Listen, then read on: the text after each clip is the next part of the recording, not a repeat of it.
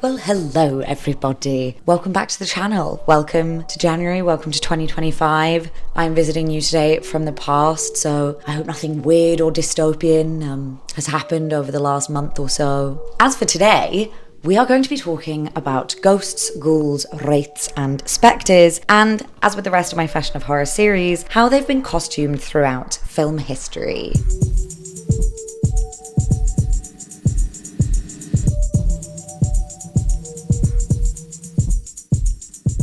I must confess, I am filming this as the last section and I've already filmed the rest of the video, and I'm pretty sure that the earliest film I talk about is from like 1985.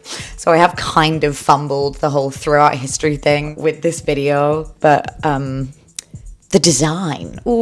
Let's focus on the design. Love design. Love pink. Let's talk symbolism and color stories and fabrics. Ghosts are pretty well defined, but let's quickly establish beyond my own fancy what qualifies an undead creature to feature on this list. My rules are as follows. A ghost is a character who was once living, now dead, but not returned to their physical bodies, like the corpse bride, for instance, who, spoilers, is a corpse. Similarly, evil spirits that weren't people first, like Insidious's red-faced demon, don't count. And my only exception to those definitions is if the film itself uses the term ghosts, like the debatably demonic, monstrous, and godly ghosts of Ghostbusters. Oh my god, it's me, the ghost of Skillshare's future. Oh, right. I'm here to do an ad. Go for it, sorry. Thanks.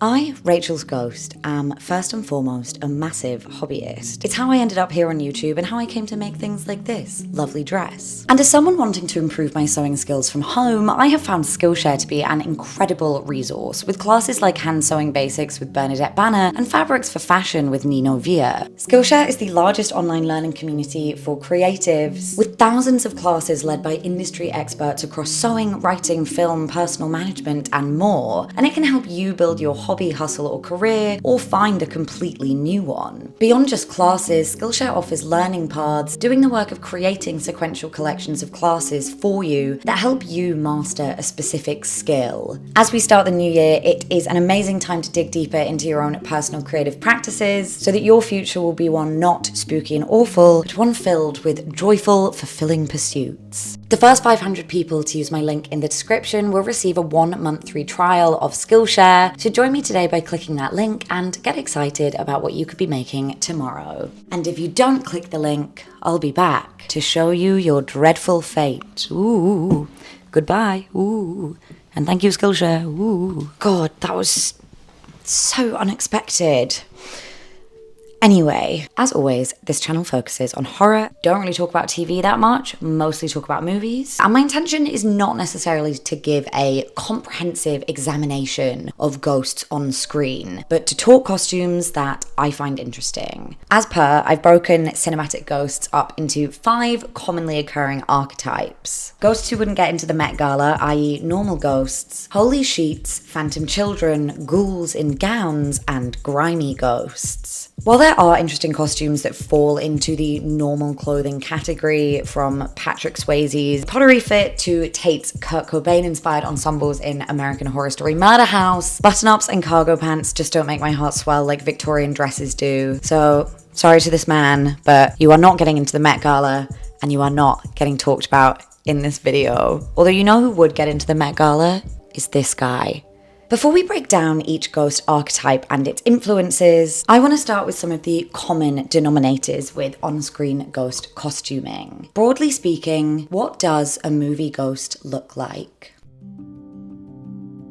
When you picture a ghost, it's not unlikely that your mind jumps straight to a floating white sheet or blobby translucent creature with a pointed tail or zigzagged bottom. Their most frightening feature is probably the gaping black eyes and mouth. This formless white body with black features is your classic Halloween ghost, mimicked in real life by people throwing on a white sheet and cutting 2 jagged holes in it, although I have never actually seen somebody do that in real life. And it's likely that the sheet ghost is where the stereotypical cartoon image of the ghost originated. More actual history on that is coming. While we do see ghosts of this ilk on screen, as with other colourful, simplified and high contrast creature designs, they most commonly occur in cartoons and children's media. This tends to be because the basic shapes, minimal features and lack of texture, a la Casper, Pac-Man, Scooby-Doo and these little guys, is a lot less threatening for young viewers than detailed, realistic, grotesque and tactile designs. Outside of kids' film and TV, ghosts often take human form, and perhaps specifically in a bid to feel grounded or sophisticated,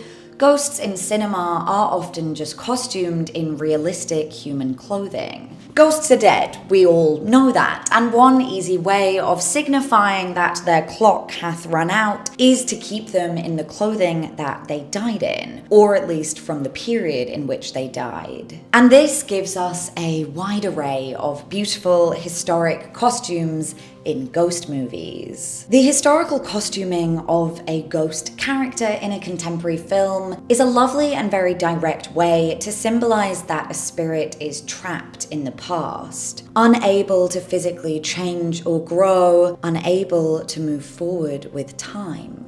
And God forbid we start seeing the tragic ghosts of 2007 popping up in movies. One of my favourite recurring features of ghosts that transcends costume categories is when the way they died is exhibited in their design. Category is... Category is death becomes her. Nope. This is supposed to be a RuPaul impression, and I'm realizing I have no idea what RuPaul sounds like. Category A. I'm just gonna cut in a clip of RuPaul doing it.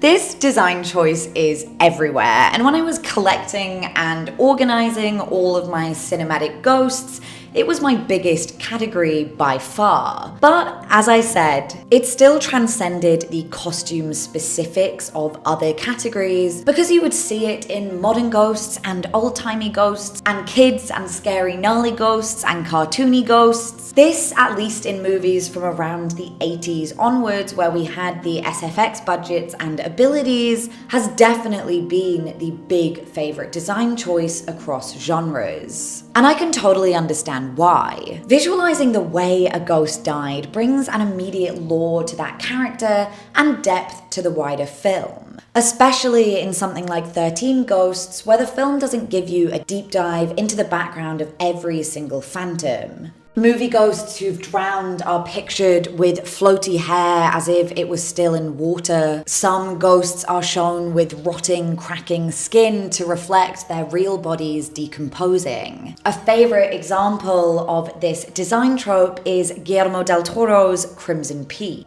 a film that I never shut up about, apparently. Spoilers for the next 30 seconds or so skip to here. We don't know exactly who they are when each of these ghosts appear, but the Sharp's mother has an axe wound in her head. Thomas's first wife crawls along the ground because she was wheelchair bound. Enola's ghost carries a baby, and they're all deep red to hint at where they're buried in the red clay beneath Allerdale Hall. These details do more than just make them horrifying for the sake of it, but give us clues to piece together the mysteries of the film. 2015's We Are Still Here is an indie horror that goes full throttle, integrating the character deaths into their undead designs, resulting in shiny, black-skinned, burnt ghosts that steam to show their burning rage and spark cinders when they touch, like pieces of burning wood knocking against each other. Director Ted Gagan and the art design team decided to combine elements of a burning corpse with normal human elements like their intact hair, which Gagan said gave them a fantastical element to their burnt visages that a more authentic burn victim would not possess. For what it's worth, I actually think they should have taken this a step further and retained their normal, natural eyes, because that contrast of living and dead is so striking, and I personally prefer the look of these behind-the-scenes images than the milky white eyes of the final film. But even as they are, these are some underrated film ghosties that deserve a little bit of love. I learned how to do this recently. They also made me think of Smoldering Children that American Horror Story episode. That episode is so sad. Justice for my boy Larry. All he did was have an affair and let his children die in a fire. It wasn't his fault. This clever costuming shorthand of visible injuries isn't only used for horror, but also comedic effect. Both Beetlejuice movies maximize the short screen time of their extra spirits by giving them all distinct death scenarios reflected in their character design. Sometimes, like with the cigarette guy, their look is written in to give context to a specific joke in the script. And sometimes the costume itself is the blink and you miss it joke for keen-eyed viewers. Finally, before we get stuck into our categories, one other feature to discuss is that ghosts are often translucent. Again, this doesn't really affect costuming, although I'm sure if you're a good costume designer, this is definitely something that you're factoring in while you're working on your designs. But it is a broader stylistic choice, seen a lot in ghost cinema. And its origins are really interesting, something that I first learnt about in this lovely video, and then further from Tom Ruffles' book, Ghost Images: Cinema of the Afterlife. The basic gist of it is that in the late 18th century, optical shows which used projection and lights and shadows to create their imagery were becoming a popular form of entertainment. You might have heard of phantasmagoria, which was a type of horror theatre that used these projection techniques. And so in these shows, when they created images of ghouls and ghosts, they were, by nature of being projected, transparent. This popularized the idea of transparent ghosts, and it was further solidified when Dickens described the ghost of Jacob Marley as transparent in A Christmas Carol. Shout out to Muppet Marley and Marley. Marley and Marley, ooh. Also, now feels like a great time to say thank you for watching this video. I am so bad at earnestly expressing my gratitude, but if you are writing a comment or sending a like, it helps me out massively. So thank you for being here. And with those overarching commonalities out of the way, let's get stuck in to our first costuming archetype, the holy sheet. Category is sheet ghosts, a ghost garbed in simple draped material, have retained a solid place for themselves throughout film history despite their relative simplicity. The look can be as simple as A Ghost Story's C, who is costumed in the most stereotypical Halloween ghosty attire, wandering the world still dressed in the sheet that was draped over his body when he died in hospital. While the costume is incredibly plain, the way the fabric pulls to the ground and distorts the eye holes into a downturned shape gives the mostly featureless face a certain sadness. C is wide-eyed and only has eyes, putting the focus on him as an observer of others. Costume designer Annelle Brodeur said that this unintentionally added a lot to the audience experience, explaining that because there are no explicit features, whatever you as the viewer are feeling becomes what he is feeling. It was a surprising revelation to experience myself when watching the film for the first time. And of course, making the costume look like this was not as simple as throwing a sheet over redacted actor. Brodeur shared that petticoats and a helmet were used to create the iconic shape and, in her words, eliminate the visual presence of the corporeal form underneath. The goal was always to make it feel as real as possible, while simultaneously ridding the silhouette of the body, namely the limbs underneath. Now, perhaps an unexpected addition to this list, let's talk about The Muppets Christmas Carol. This is one of my favorite films ever. It makes me weep like a baby, and it also contains one of the most beautiful ghost designs in all of cinema.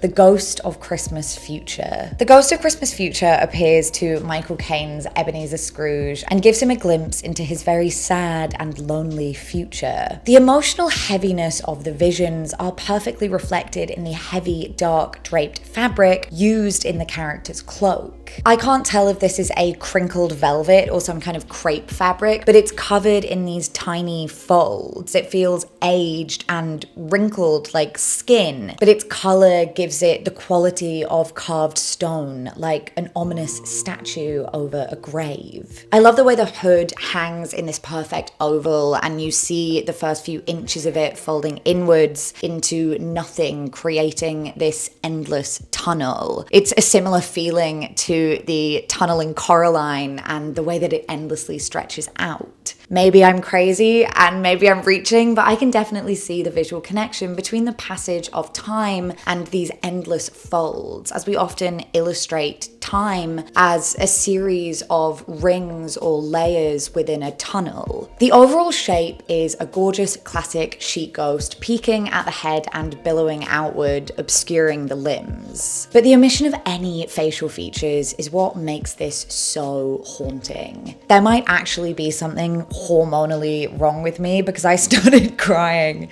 when I was looking at pictures of this during my research.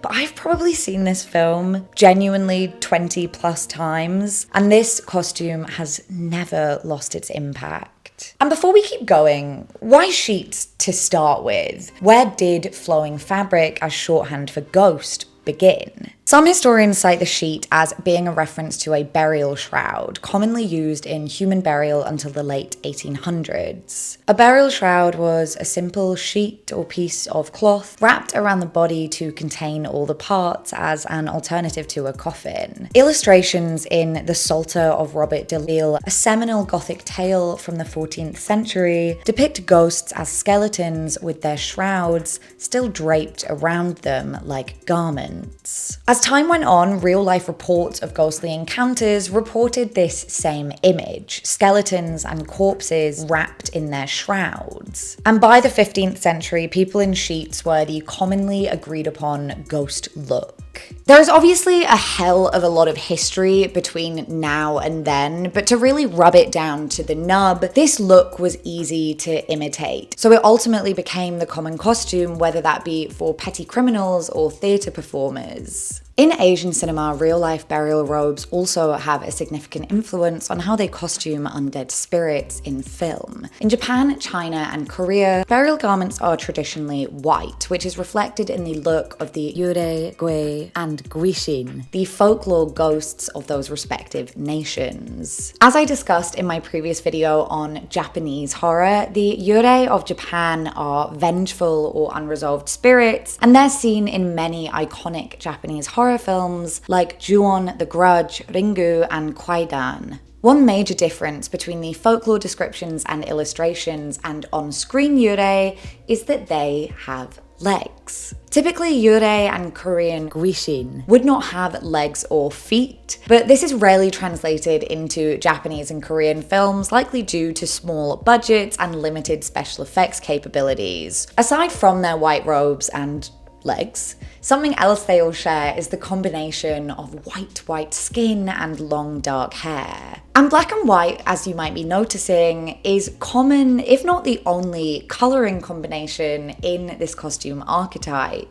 Across cultures, white is used for burial garments as the colour symbolises purity and goodness on the basis of cleanliness and simplicity. And white skin, of course, derives from the pale colour of corpses lacking in blood flow. As for the dark hair, this is simply typical of Asian countries, although not by any means representative of all Asian people, as people can have many different hair types. Black hair has also, over time, become associated with evil characters like Dracula, the Wicked Witch, most Disney villains, and dark features as code for bad most likely has racist roots if you look at it under any scrutiny at all. While black hair and white skin is upheld as a beauty standard in many countries, and particularly Asian countries, in reality it's so rare in natural colouring to find someone with such high contrast features. So the combination of truly white skin and the darkest of black hair, when used in ghost design, makes for a striking and even otherworldly appearance. 2019's Scary Stories to Tell in the Dark features one of the most phenomenal ghost designs in recent memory, the Pale Lady. It's fair to say her ghoulish status is somewhat debatable, with the internet undecided and Schwartz's intentions unknown, but she is certainly ghostly. While she takes on a different role in the film than in the Alvin Schwartz book series, the Pale Lady design is based on the original illustration by Stephen Gammell.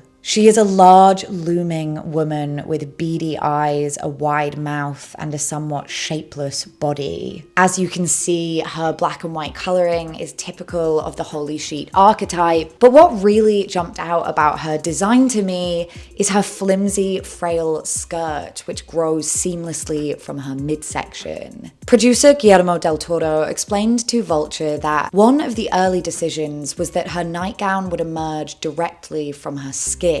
According to the film's special makeup effects artist Mike Elizalde, the design team chose to leave it ambiguous as to whether the emerging gown is in fact flesh or fabric. We decided that we don't know what it is. We don't know if it's skin or if it's nightgown fabric that's fused on, which makes it even creepier. To have the garment actually merge with the character's body is such a cool take on the classic shapeless sheet, and I love how subtle the final product is. You look at it and something feels off, but you can't quite tell what. The Pale Lady feels organic, dappled with veins and dirt, but equally quite ethereal as the graying tendrils of fabric draped over her blackened feet almost make her look like she is floating from afar. Overall, the striking combination of black and white and simple flowing garments, whether that be as simple as a sheet, burial robes, or a more abstract design, has been a staple of cinematic ghost costumes, and it's likely to stick around for a few more centuries to come.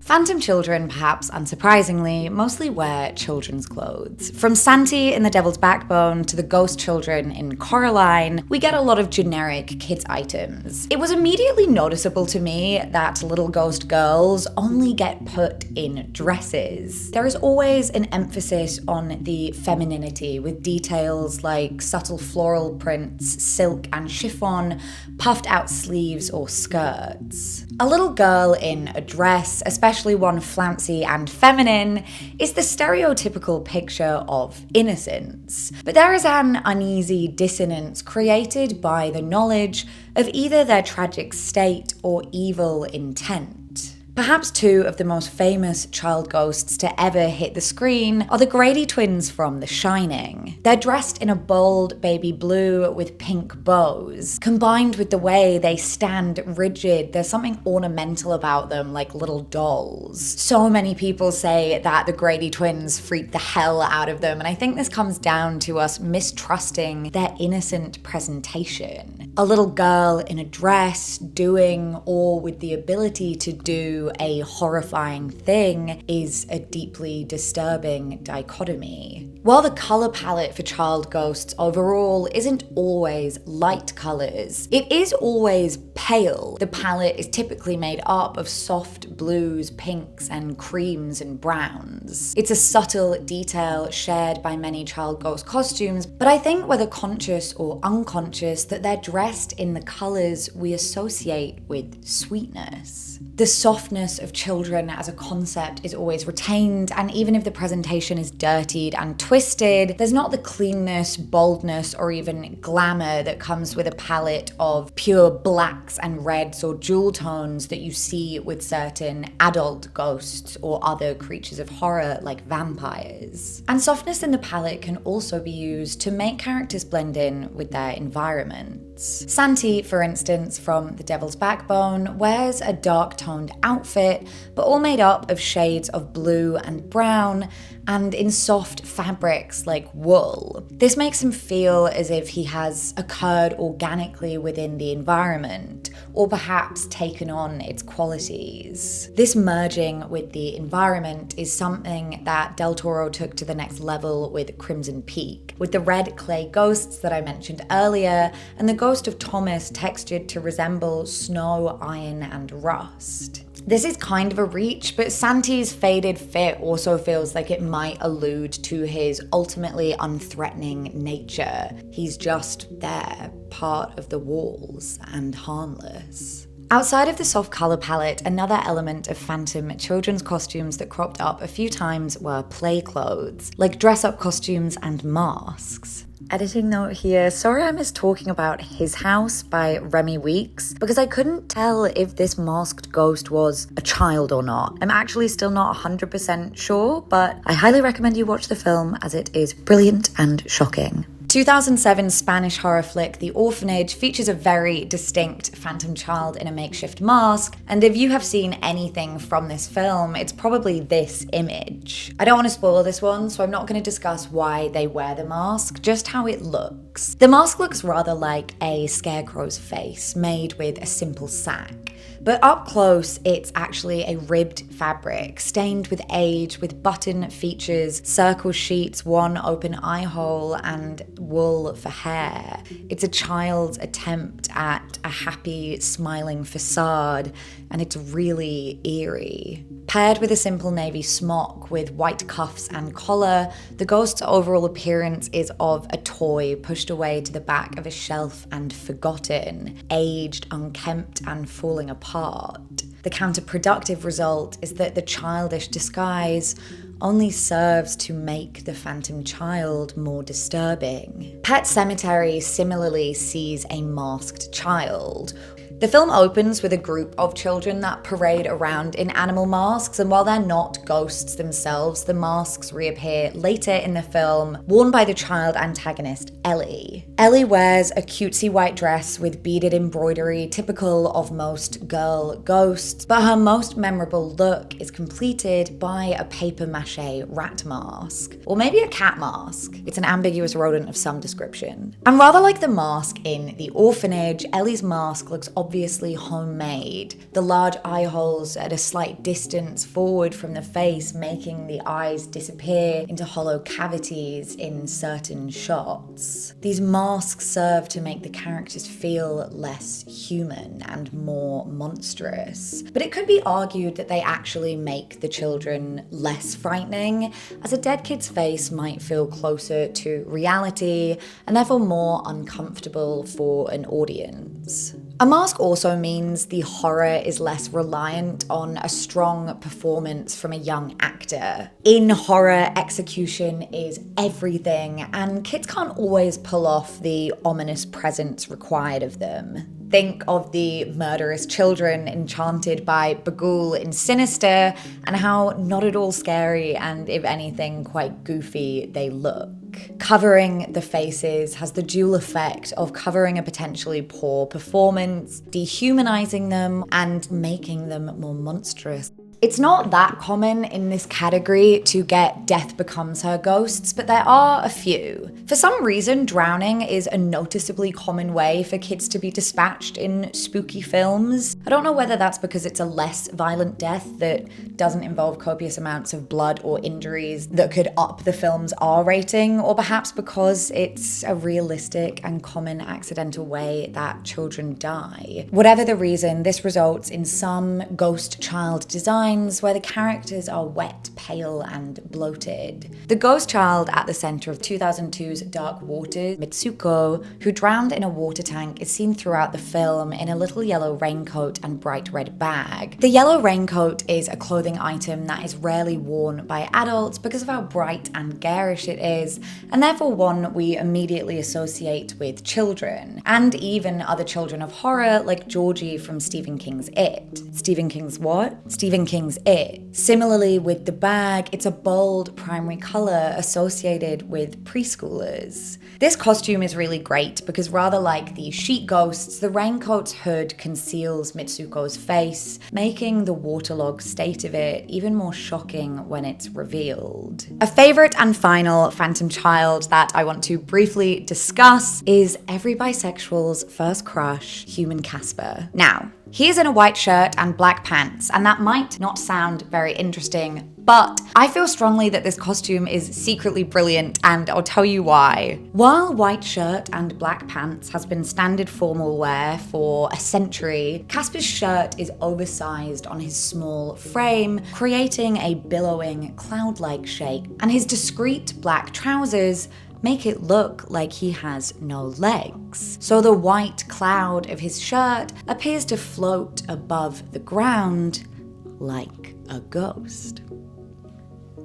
The combination mimics the non-human ghoulish form that he takes on for the rest of the film, and maybe that's complete coincidence, but I have faith in the magic of cinema, so I'm saying it's genius costume design. So, generally I think kid ghost costumes do the most to emphasize the age of the characters with simple, light-colored, childish clothing and playful accessories to create a kind of cognitive dissonance. The more youthful, childish, and innocent the appearance of the character, the harsher the reality of their death, and the more it plays in contrast to their potentially cruel nature. And it's a way to emphasize that dark nature of dead children without having to lean heavily on graphic imagery that could be considered too disturbing to actually associate with a child on screen. This wasn't a very fun section, I'm realizing.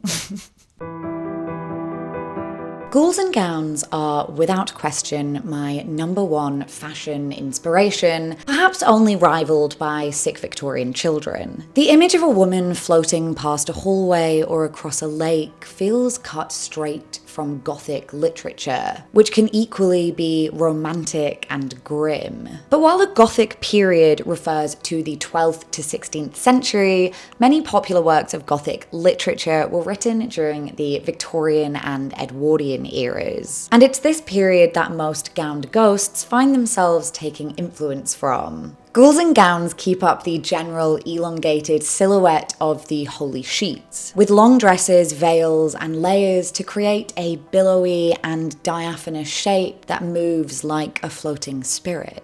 Where the material that makes up a sheet ghost is likely plain and heavy, ghosts in gowns enjoy more delicate and detailed fabrics. I know I talked about this movie a lot already, but an absolute favorite example of this kind of intricate detail in their costuming is the ghost of Edith's mother in Crimson Peak. The film was costumed by Kate Hawley, who takes particular care to give each and every costume a story. The ghost's dress features layers and layers of details, from Venetian lace to Chantilly lace to pleating to embroidery and beading. The costume is so textured and looks lived in, and most importantly, to pull off a fantastical ghost story, real. A beautiful detail that could easily be missed is that the mesh of her skirt is adorned with butterflies, suspended in the folds of the fabric as if they were still flying through the air, or perhaps trapped.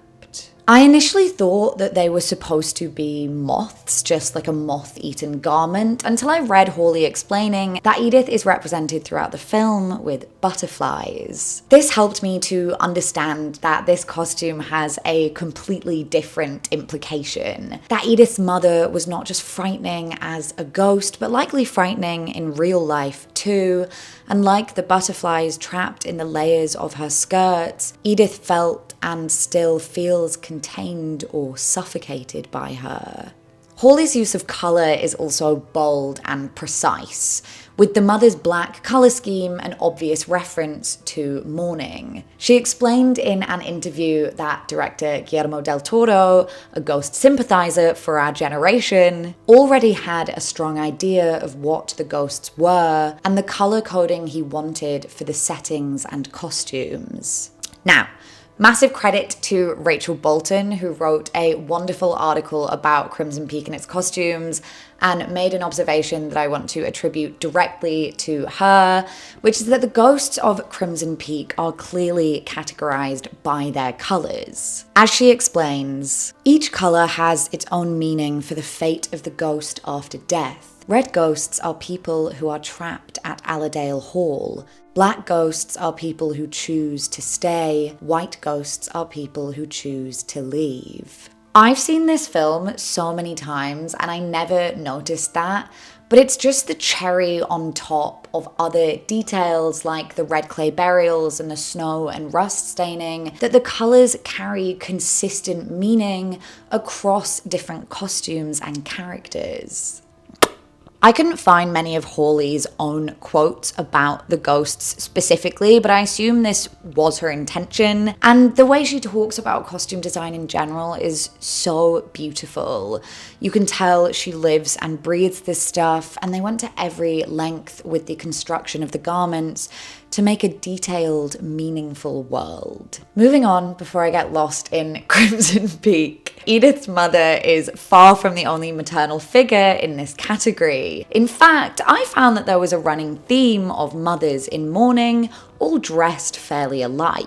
The woman in black, speaking specifically to the costume from the 2012 film adaptation, is clothed similarly to Edith's mother in a black veiled outfit. The woman, aka Jeanette Humphrey, makes very few actual appearances, but in this image you can see she's in a typical conservative late 1800s style. Women's mourning clothes in the 1800s were expected to be black and not flashy, with mostly no lace, sparkles, jewels, and made from dull wools and silks. Veils made of crepe or organdy, a sheer cotton, were expected to be worn, not just for funeral proceedings, but sometimes for months and even years in order to show the woman was in mourning. A twisted little bit of history for you. The prolonged wear of veils exposed the wearer to the fabric dyes and stiffening agents, and these chemicals worn so close to the eyes, nose, and mouth caused eczema, respiratory issues, blindness, and even in some cases, death. It could also cause irritation to the eyes, which made them look permanently red, as if the wearer was always weeping. And when wet, the black dye would sometimes run and seep onto the skin, staining the face.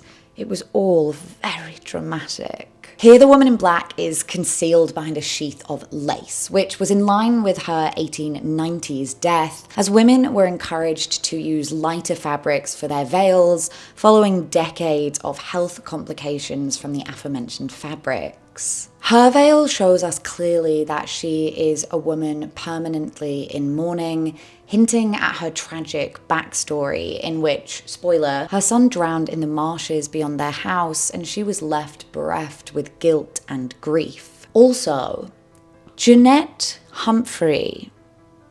Anyone hearing what I'm hearing? A few other mothers who fall into the gowned archetype are Mama and La Llorona. And you might notice something else very distinct about La Llorona, at least how she appears in the shitty Conjuring Universe film. She is also a bride. Brides are another staple of the gowned ghost archetype, and this is communicated nice and neatly by popping a character in a wedding dress. From La Llorona to the Innkeepers to Insidious 2, a horrifying distortion of a woman on her happy day is a staple of horror imagery. One bride whose appearance is a little more unique is the ghost of Polly from I Am the Pretty Thing That Lives in the House. I didn't love this film and generally find Osgood Perkins to be a director who creates very powerful visuals, but I think his stories really lack. I Am the Pretty Thing That Lives in the House is a modern set ghost story with a hint of the yellow wallpaper. And yeah, I can't say I entirely recommend it, but it has some beautiful vibes, beautiful gowns. I'm gonna spoil really the only mystery of the film, so skip to here if you don't want to know what happens.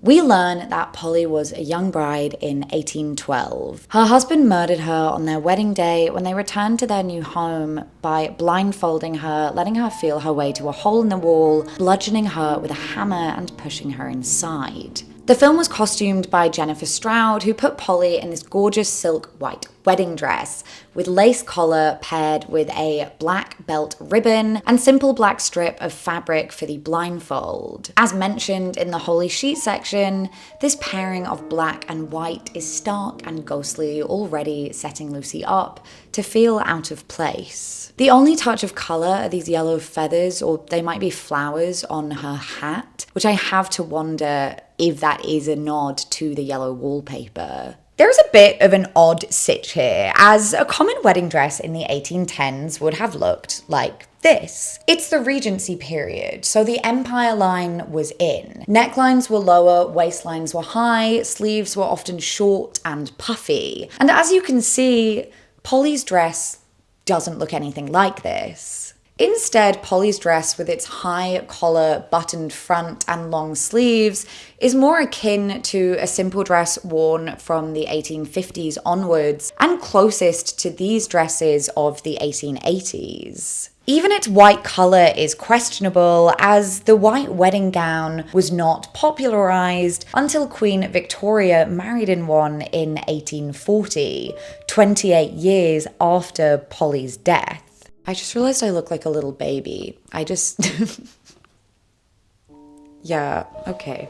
I'm sure Jennifer Stroud is a talented costume designer, and the dress itself is gorgeous, but again, there are no interviews about this film, so I don't know why they chose to put Polly in a style from a completely different era, decades after her character died. It's very odd and will remain a mystery, perhaps forever, which I suppose is fitting, all things considered. I think the idea of the ghost bride and the mother and how we fall on those tropes in gothic, tragic, and terrifying stories is really interesting to unwrap. Depicting female ghosts so often as mothers and brides says a lot about what we value in a woman and what we believe she has to lose. A dead bride is so tragic because she's on the brink of a husband and family. A dead mother is a horrible reminder that this woman had a purpose to serve to society, to bear children, to provide maternally. These are the things that we think bring value to a woman's life, and therefore that it is most tragic for her to lose. While these ghosts in gowns can have a haunting beauty, as the young brides especially often do, they can also be downright monstrous. Mama and the Tooth Fairy from Darkness Falls are still gowned with excessive fabric and long hair, but the clothes are dirty and decrepit and the hair is stringy and balding. In both these instances, they were innocent women and their ugly appearance left them scorned and vengeful. They are made to look horrifying, so we fear them initially without knowing their past. Same goes for the ghosts of Crimson Peak, which I know I have mentioned so many times at this point, but similarly their presentation is terrifying, and we catch them only in glimpses, so we assume they're evil, but their truth is much more tragic, and their hideous appearance prevents it from being heard. That sounded so harsh. Finally, somewhat of an outlier as a more contemporary gowned ghost is the bound woman from 13 Ghosts. Along with Mama and the Tooth Fairy, the bound woman doesn't wear a historic garment, but the costume certainly still takes influence from the female wraiths of the Edwardian and Victorian eras, with its delicate lace and excessive frills. It's the 80s does 1800s, and although it's rarely on screen, it's absolutely gorgeous to catch a glimpse of. Completed with a tiara, baby pink pumps, and a man's necktie as the instrument of death, the costume tells a complete story of a prom queen murdered by an angry boyfriend. And that story is actually so well communicated in costume alone that I wrote that description before reading that that is her legitimate backstory. Storytelling is powerful, and 13 Ghosts costume designer Jenny Gullett made the most of every frantic second her costumes were on screen. And I'd be pissed if I were her and I saw the final film, because this thing is edited like a manic episode in 4D, which I'm allowed to say, because I've had one. You may have noticed throughout this category that there aren't a lot of quotes from the designers, and that's because I could hardly find any. And I found that interesting in itself, because it's representative of the gowned ghoul's place in a film. Never the protagonist, often the rarely seen antagonist, or simply a melancholic figure floating around in the backdrop to aid in someone else's story. This kind of ghost character tends to hold a huge amount of emotional weight without having much of a physical presence. And I think there's something to be said about how we uphold women as beautiful, tragic, and whimsical only when we have minimal exposure to them. If we saw too much of her or knew too much about her, she might lose her haunting beauty. Some food for thought. Grimy to the moon. La, da, dee, da, da. Okay, grimy ghosts. For my final category, I want to look at ghosts who are nasty, dirty, and dank looking. Their costumes often feature neutral or dark colours, metal hardwares, leather, tears, dirt, and signs of aging. These are the gruff, scary ghosties found in horror and horror-adjacent media, whose costumes quickly communicate to us that they're of the unfriendly and intending to do you harm variety. Noticeably, most of the ghosts who fit this archetype also utilize the death becomes her trope I outlined earlier, in that their design alludes to or straight up demonstrates how they died, from the headless horseman to the bullet wounds that puncture the face and body of the juggernaut. I feel that this choice emphasizes how much violence they've been through in order to remind us of the horrors they're capable of. These ghosts don't care for the living, and their costumes remind us that they are as dead as can be, with reason for vengeance, as far from life and relatability as can be. 13 Ghosts, unsurprisingly given the title, has come up a lot in this video, and most of its ghosties find themselves in this category. Dirty, detailed storytelling costumes. But I want to highlight the two characters that demonstrate this the best: the Juggernaut and the Hammer. The Juggernaut's backstory is that he was a serial killer who worked in a junkyard and he was gunned down there. He wears a heavily distressed shirt and pants that, with its name tag and generic silhouette, is immediately recognizable as a uniform of some sort. You might at first mistake it for a janitor's uniform, but those are typically a one-piece overall worn over clothes. Its collar and many buttons distinguish it from a prison uniform, which might lack those details in order to minimize materials and dangers available to prisoners. The light blue denim is associated with hardworking Americans like builders and mechanics, as denim was originally developed to be a thick, protective fabric for workwear. Same with the big leather boots. They're most commonly worn by people in physical trades who need to protect their extremities. The shirt is open as if he were arrested on a hot summer's day out working in the yard, heaving and sweating. These details all help to narrow down the kind of man the Juggernaut was. And then on top of all of that, of course, we have the wear and tear that comes with working in a junkyard and tearing people to shreds. Then we have the Hammer, another vengeful ghost, but one who actually has a much darker and sadder origin, especially for a film which is otherwise pretty goofy. According to 13 Ghosts fandom wiki, the Hammer was a local blacksmith who was killed by his townsfolk after he avenged the murder of his wife and children. After killing him, the racist townsfolk cut off his hand and rammed a sledgehammer into the stump. This, I feel, has to be a parallel to Candyman, which came out 9 years earlier and also sees the antagonist having his hand removed and replaced with a hook. This might have been a direct influence or ode to Candyman. It might have been based on real life histories. I'm not entirely sure. I would really love to know if you know anything about this, so please fill me in the comments if there is some historical context or a specific incident that I'm missing here. The costume itself, like the Juggernaut, shows the Hammer in his work uniform. As a blacksmith, he is in protective clothing, a chainmail apron with a leather base, likely also leather trousers and steel-toed boots. There's a bit of a slasher villain's greatest hits thing going on, because from the leatherwear to the nails driven through his head, he's kind of doing a bad Pinhead impression. Again, this might have been an intentional hint on Jenny Gullett's part, but sadly there isn't enough actual info out there to get a clear answer. The use of practical effects in these costumes is also awesome. All his wounds, his hammer hand,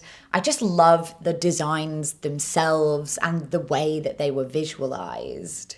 The overall effect of the Hammer's costume is intimidating, as if a simple brush past him and the hard materials that make up his facade would be hazardous. But his frightening figure is once again in aid to the storytelling, which within the costume specifically really goes above and beyond the storytelling of the end product film. The ghost characters of 13 Ghosts, collectively called the Black Zodiac, have a lot of really fun original lore that isn't really present on screen at all, which is such a shame. And I know everybody hates remakes, but like 13 Ghosts TV show exploring every Black Zodiac character's backstory when. Moving on to a spirit who has had a second recent outing on screen, let's talk Beetlejuice, or as it is traditionally pronounced, Betelgeuse. Aggie Gerard Roger costumed the first 1988 film, directed by debatable flop visionary and man who said the Brady Bunch cast a black Tim Burton. The namesake character Beetlejuice is portrayed with oomph by Michael Keaton, and among his many costumes, some of my favourites are the burgundy shirt and dirty red duster coat, an often forgotten monochromatic cowboy outfit, the iconic black and white striped suit also seen on the poster, and his glamorous burgundy wedding suit, complete with waistcoat and ruffled tuxedo. As it turns out, these ruffled shirts were actually popularized in the late 60s and 70s, but to me, it's an item that I always associate with the 80s, and I realize that's because it's often worn in 80s media by losers and nerds, probably to show how uncool and behind the times they are wearing the styles of yesteryear or yesterdecade. Beetlejuice's outfits in theory could actually look quite smart if well tailored and clean, but the way they are styled is what gives him his disheveled appearance. A half-zipped fly, shirt imperfectly tucked in, his waistcoat fastened only at the top as if it can't be pulled over his belly, tuxedo jacket a clear size too small, coat grazing his mid-calf. The pieces are also distressed with dust, moss, and moth holes. I also don't know about you guys, but when I think of this movie, I think of the classic Halloween-y colors, purple, green, and orange. But Beetlejuice's costumes are actually completely contained within a red, black, and white palette. I think this is done to keep him feeling typically demonic, as red especially is associated with evil, devils, and hellfire. For a seemingly goofy character, this is a little reminder that he's actually a pretty bad guy. In the 2024 follow-up, Beetlejuice Beetlejuice, the iconic character costumes were reinterpreted by Colleen Atwood. His overall appearance is pretty similar, and some of the specific costumes were repeated, but the idea was not to make the character himself seem like he'd had an upgrade, rather to show that he'd been trapped on the other side even longer. Atwood explained of his iconic striped suit that they recreated it in an Italian silk that crumpled better than the original and aged it like he'd been in it for 30 years. It had a lot of layers of textures and different colors on it. This is kind of shady boots, but I actually don't think the costume looks older or better, even though I think Colleen Atwood is incredible at what she does. I definitely think that they could have made him look even older and more disheveled if they wanted to, but then it's also not like he was literally buried for 30 years in the ground. He was just chilling and doing office work, so yeah. It's not objectionable, and it doesn't look worse. I just don't see much of a difference between the 1988 and 2024 costumes, so I was intrigued that these changes were talked about a lot in interviews. Another 80s icon, Gozer the Gozerian, is a god from another dimension and the main antagonist of Ghostbusters, but most importantly, she is, by nature of being busted, a ghost. And she might seem a little bit of an odd choice for the grimy ghost category on the face of it, but the more I looked at her costume, the more I realized it had the same textured, decaying characteristics as the others. Ghouls' overall look, designed by Theoni Aldridge, is very 80s glam rock at first glance, at least to moi. But it's actually kind of gross. It's this bubbly skin suit of pearlescent pustules and sprawling white veins, pale and wet looking. You can see from these images of the screen-used costume that it is made up of a fine mesh bodysuit with presumably plastic spheres affixed in artistically arranged clusters. The sprawling lines of white and silver look to be made up of wool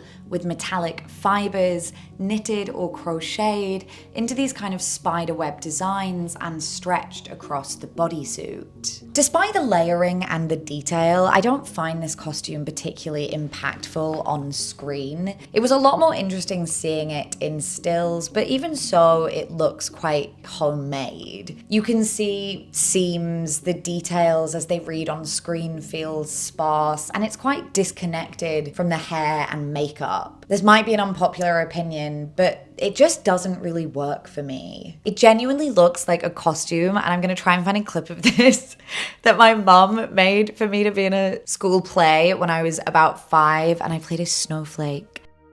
Finally, last in the category, we have come to a costume that I have a much more positive impression of, the Headless Horseman of Burton's Sleepy Hollow. The Headless Horseman is a fictional character from the Legend of Sleepy Hollow by Washington Irving, based on an American folkloric ghost of a murderous Hessian mercenary. The film is an adaptation of Irving's book, with the horseman serving as the main antagonize, and antagonize he does. Christopher Walken is freaky and sneaky in this role and genuinely very formidable, but the costume itself is an absolute stunner and contributes a lot to the horseman's terrifying presence. This is another Colleen Atwood costume, and the detail is next level. The trousers have these extra decals or patches of embroidered fabric that look like leaves. Throughout the film, you see the character moving around the forest environment, stirring the leaves with his steps and his weighty cape. He both stands out as a looming figure and blends in with the rich, worn textures of the forest trees. The cape specifically is a marvel. On one side, it's this gorgeous, heavy, dark brocade with gold and silver, and then the inside is a more delicate silk brocade in deep red. It's torn in places where it would have caught on branches or perhaps even in battle. It's just so good. I talked in my witch and vampire videos about capes and the various purposes they serve, like concealing identity, blending in with darkness. And although capes aren't common for ghost costumes, their flowing, billowing nature is undoubtedly ghostly. Capes really dominate a silhouette, which works so well for this character as you focus on his overall intimidating stature before even noticing that he doesn't have a head. How is your head, by the way? In keeping with the cape, the overall palette is black and red with silver details. These again are ooky, spooky colors that we associate with darkness. And despite the limited palette, the costume is so interesting because there's just so much texture. So many different types of fabrics like leather and suede used in the arms and torso. They used wax to dirty it during the filming. Not a single patch of this costume is a clean block color, and it makes it feel so much more organic and real. I can hear owls coming out of the chimney. Can you hear that? There are a few bits of silver hardware, like the belt buckle, that are engraved with their own patterns, but the most notable silver feature is the chest piece, which you can see up close in this footage is embossed onto the fabric. The pattern on the chest is two dragons mirrored with red necks, and it looks like the chest is splitting or peeling open, which I think is a really nice, eerie detail. And it also evokes the tree hollow peeling open in the end of the movie. I freaking love this. I love it! I love it. Collectively, our grimy ghost costumes are rich with detail, hardened with tough fabrics, and tend to lean into darker, deeper colors to expose their character's nature. The distressed costumes emphasize age and keep the characters looking distinctly out of place or unacceptable in the world of the living. I find it interesting also that these ghosts are never transparent. There's no floating going on. These ghosts have legs, feet, solid torsos, and stomp around, making their weight and their presence known, a detail that calls attention to the very real threat that they all pose.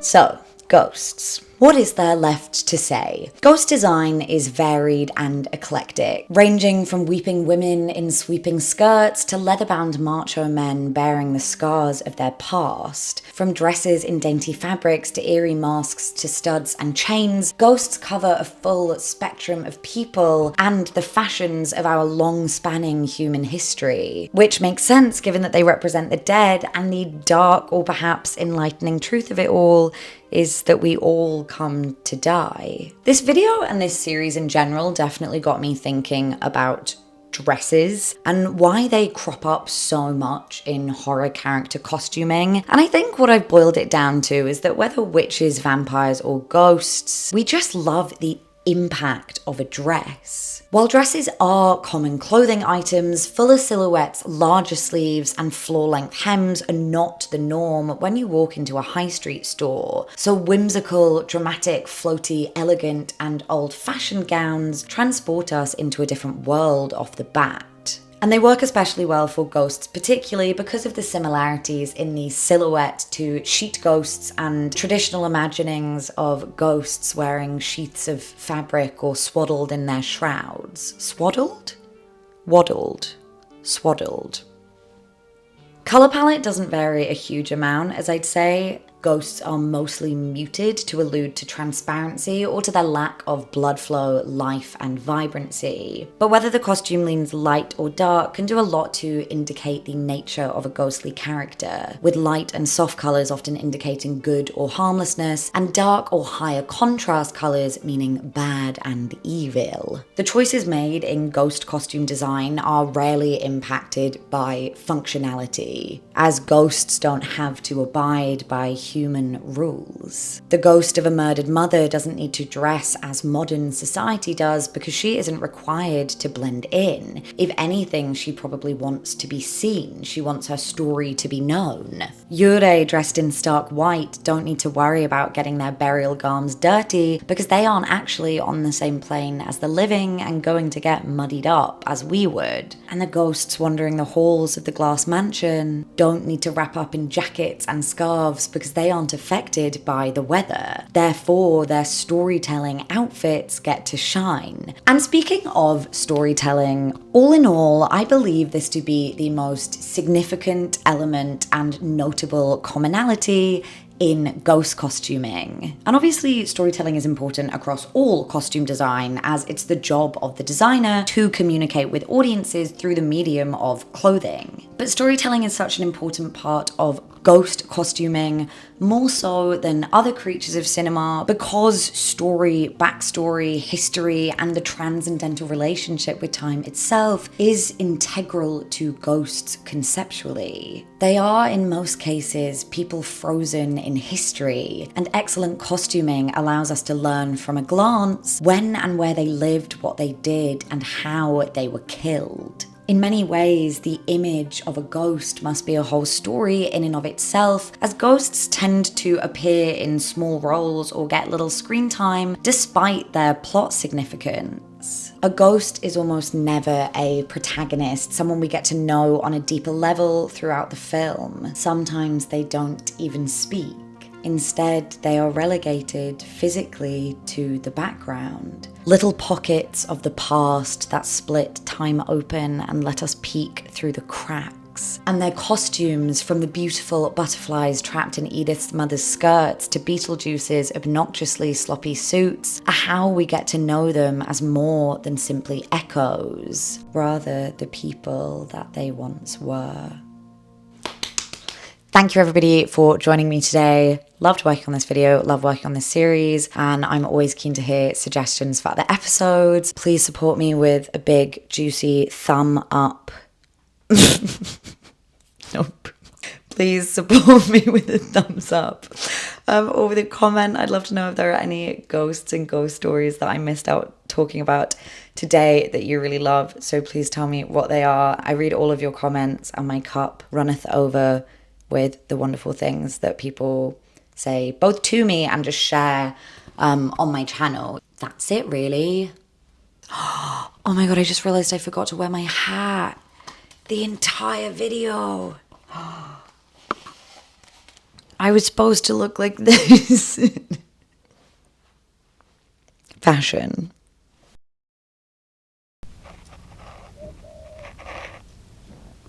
I hope you heard that.